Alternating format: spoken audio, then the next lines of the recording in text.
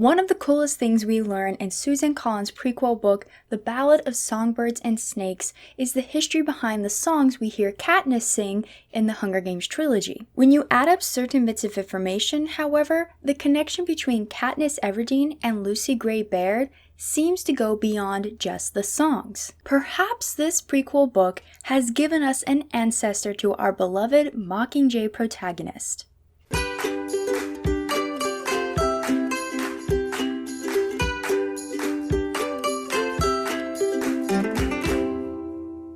Hey y'all, I'm the Geek Apprentice, and you know, it is really a shame that this book has received so much negativity across the board. This is just my perspective, but I believe those harshly criticizing it didn't understand the bigger picture or the finer details, and went in merely wanting to be entertained, you know, like the latter people of the Capitol. Just an observation. No, it's not perfect by any means, but it might be my favorite in the series next to Catching Fire. Of all the lore we got, naturally penned in, I might add, some of my favorite was learning about why Snow would go on to hate Katniss so much, feel threatened by her, and so much so that he was blindsided by Coin, who was essentially him. As aforementioned, some of this historical lore has to do with the music. The Meadow Song, the Hanging Tree, which the moment we got to that scene with the hanging in District 12, I knew that would go on to be the inspiration for that song, at least in part. I'm sure many of y'all caught this too. The Hanging Tree's roots in particular, no pun intended, got me thinking though.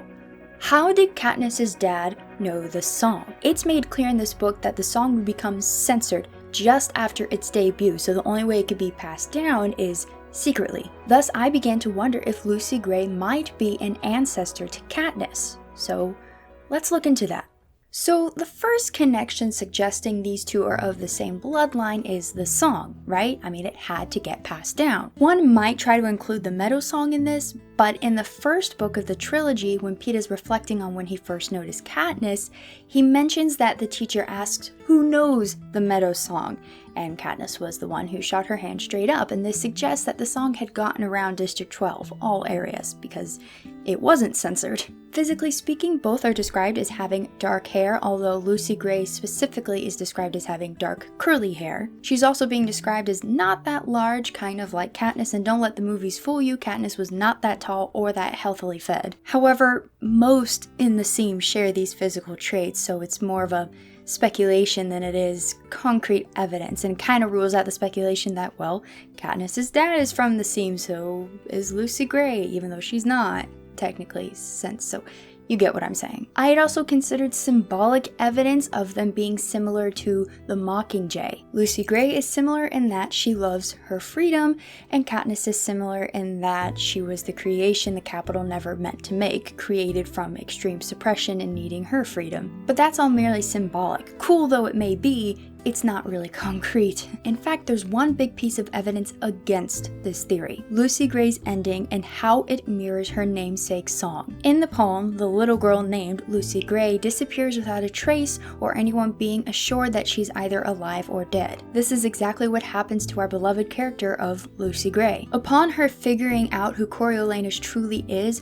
she attempts to escape, but Coriolanus becomes livid and shoots his gun around in a circle, not really sure if he struck her. Perhaps she laid out there dead, never to be discovered, or maybe she was minorly wounded or not hit at all and managed to get away, or died on the way north. We don't know. The point is, her fate is a mystery, and it's clear that Susan Collins intended for it to be this way since it mirrors the poem so perfectly. Normally, I'd end it here saying it's open to speculation, but I'm pretty sure Lucy Gray is not an ancestor to Katniss. However, there's the issue of the song. The melody of the Hanging Tree became outlawed just after its debut with Lucy Gray, and with her disappearing, there's no one left to pass it down till it eventually reaches Mr. Everdeen and thus Katniss. Someone would have had to have memorized it after hearing it only once.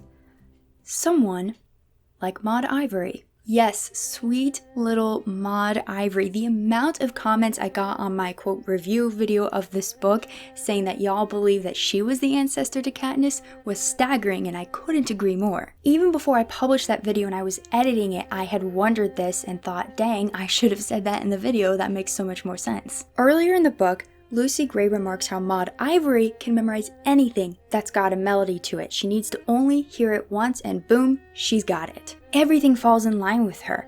She has the seam look, which of course is needed, and she's described as having a wispy frame, though that could be due to age. She's got a beautiful singing voice that could be passed down to her descendants. She, like the rest of the Covey, has knowledge of the whereabouts of that special cabin and lake, which would need to be passed down to Katniss's father because he shows her where it is. And by that point, everyone's too afraid to venture outside the fence, so it would make sense that that information would be passed down in her bloodline. She would never let the memory of District 12's first victor be forgotten. This is something many might overlook, but remember at the end of the prequel book, we learn that the 10th Hunger Games will be erased completely, and thus so will Lucy Gray. Maude Ivory would never allow that to happen. She would tell the stories of Lucy Gray to her children and hope that they pass it down to their children, so on and so forth. It's only a brief mention, but Katniss does say that there was one other victor besides Haymitch from District 12, but that she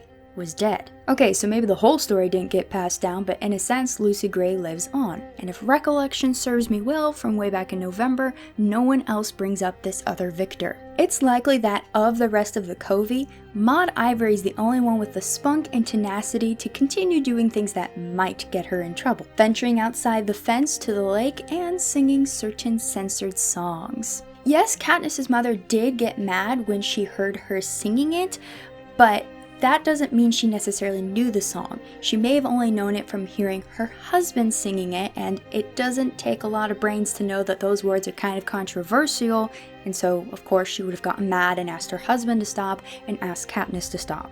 That doesn't mean the song got passed around, because again, we know it was outlawed. Just want to point that out. So with all this information, I believe Maude Ivory is indeed Katniss Everdeen's great-great-great-grandmother, give or take a great, considering they marry so young in that district. And this actually also plays into Katniss's symbolism as a Mockingjay. Being a descendant of the Covey means she's not necessarily District 12. I mean, she is. She was born and raised there. But in a sense, she's not, because she's their descendant. So that's very similar to the Mockingjay being a creation the capital never meant to exist and was never meant to fit in. Still, someone had to pass down the Song of the Hanging Tree to Mr. Everdeen, and I assume it went through bloodline given how censored it would have been. And who would be a better candidate than the melody memorizing Maude Ivory? So those are my thoughts on the theory, and yes, there's a decent amount of speculation in there, but I don't know, that song does it in for me personally. Still, what do you think? Let me know in the comment section below. If you enjoyed this video, maybe consider joining the geekdom by subscribing and checking out my other content here on YouTube, but also on Instagram. Anyway, that is all for today. Thank you for watching.